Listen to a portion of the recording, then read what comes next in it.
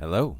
The audio you're about to hear was recorded at the Embracing Hybrid Grapes conference at UC Davis on January 26th, 2026, and it will only be available for paid subscribers to the Beyond Organic Wine Substack after this intro. A huge thanks to those of you who make Beyond Organic Wine possible by subscribing at beyondorganicwine.substack.com. Before we get to Elaine Chukan Brown's keynote speech at Embracing Hybrid Grapes, there's a bit of news lately that seems really appropriate to Embracing Hybrid Grapes, though it may not seem relevant at all at first. A couple of weeks ago, Jamie Goode, an English wine writer who wrote a book about regenerative viticulture, came out publicly against organic certification as a prerequisite for regenerative viticulture. His exact words, while speaking at a forum in Roussillon at Domaine Lafage, were, quote, "If we tie regenerative viticulture to organics, it's finished." End quote. He then said that if organics were required, regenerative viticulture would become, quote, "a small fancy club for people to feel good about themselves. It's bullshit." End quote. And he went on to refer to the regenerative organic certification approach as nonsense. What does this have to do with embracing hybrid grapes? Well, the host of the event where Jamie Goode made these statements, Domaine Lafage, originally got organic certification for 66 hectares of its vineyards, but stopped organic certification on other of its vineyards that were more heavily mildew prone, and instead got non-organic regenerative certification through Greener World. So we can see why Jamie Goode was invited to preach to the choir, speak at their forum. If I steelman Goode's perspective, I agree that farming needs are hyper-localized, even down to unique conditions on specific farms. We need local adaptation, Goode said in his talk. And he's right. I'm very hesitant to make prescriptions about how someone else should farm based on what works for me on my farm. Also, climate change is making extreme conditions more common and vintages much more variable.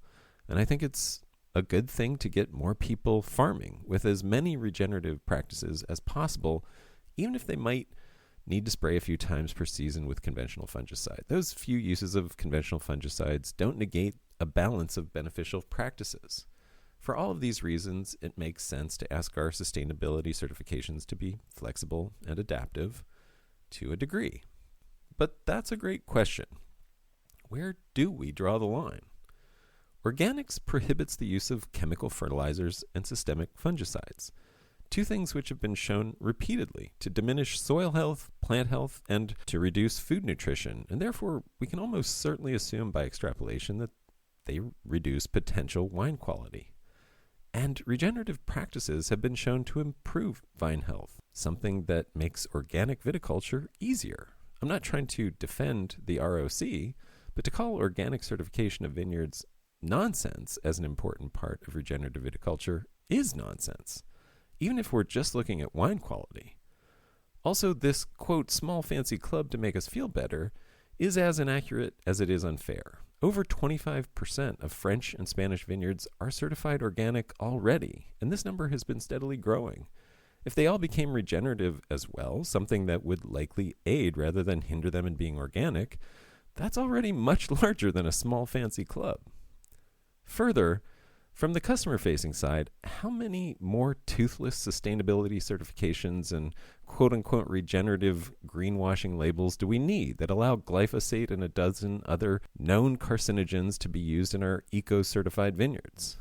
The list is too long already, and the actual sustainability of many of the certified wines and vineyards due to the flexibility of the certification is, to use Goode's word, bullshit. And how do we even know what any of these certifications mean? The nuance of regenified versus Napa Green in terms of what actually might be in the wine that I'm drinking would take about a half day of regulation reading and review of records from the vineyards themselves. I think there are ways that we can work to build more adaptability and flexibility into organic certification. But at some point, vineyard owners actually have to change behavior. Otherwise, we're just buying gold stars rather than earning them. The problem is, vineyard owners only want to change behavior up to a point. Domaine Lafage couldn't grow their Grenache organically without losing their crop to mildew, so they switched certifications. but they only tried changing their practices. They didn't try changing their grapes. I'm not trying to pick on Domaine Lafarge, who seem to be doing a lot of grape farming, but it's important we point out some inconsistencies. As much as I hate to make blanket statements, I can pretty much guarantee that if we asked for the same adaptability in our grape varieties as we seem to be demanding in our certifications, everyone in Roussillon could grow regeneratively and organically without any extreme problems. If we embraced sustainable grapes adapted to 21st century conditions, Roussillon would be as easy a place to be organic as anywhere. But Jamie Good isn't thinking about hybrid grapes, and neither are many in France. I would suggest to them that the problem isn't with the certification, it's with the stagnant wine culture, that they're insisting on staying the same while crying about the need to adapt and be flexible. True ecological solutions to sustainable viticulture, regenerative or otherwise, will require that we look at the grapes that we grow. When we stop being precious about our grape varieties and start looking at them with the same ruthless willingness to call bullshit about their sustainability, then and only then will we have earned the right to ask for regenerative organic viticulture to bend the rules a bit. Until then, quit whining and start actually adapting. Okay, was that too much? Stay tuned for more hot takes like this. It seems the news is full of stories that the tellers don't realize have everything to do with hybrid grapes. Once you see it, you can't unsee it. Now, what can I say about Elaine Chukan Brown? Elaine is a gifted writer, speaker, and global wine educator, as well as an outspoken advocate of diversity in our wine cultures and everywhere. Elaine has won many awards and honors, including Wine Communicator of the Year. But more than that, Elaine is a badass, beautiful human being who I learn from every time we talk.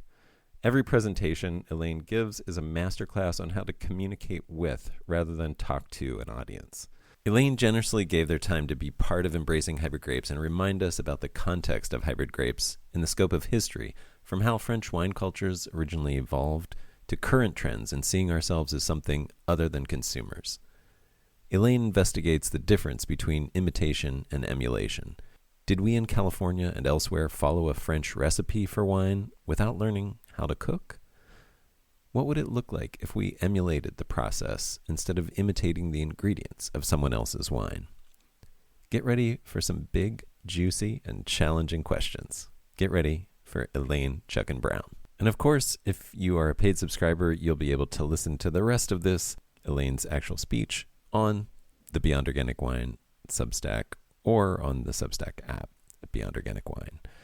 If you are not a subscriber, please consider subscribing at Beyond Organic Wine. And even if you don't want to subscribe, there are so many ways you can help Beyond Organic Wine by just following in your podcast app, liking, giving a good review, and enjoying the free episodes that will come out occasionally. Thanks so much.